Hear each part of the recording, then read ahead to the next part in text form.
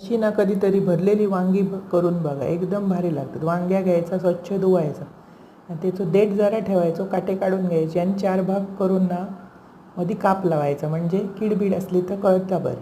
मसालो भरूक शेंगदाण्याचा कूट, हळद, लाल तिखट, मालवणी मसालो, जरा कोथिंबीर आणि गोडो मसालो व्यवस्थित मिक्स करायचो आणि जी कापलीत वांगी ना त्याका जरा बोटान मीठ लावायचं शेवटपर्यंत, म्हणजे टोका त्याची अळणी रवणत नाही. आणि पॅक मसालो भरून घ्याय.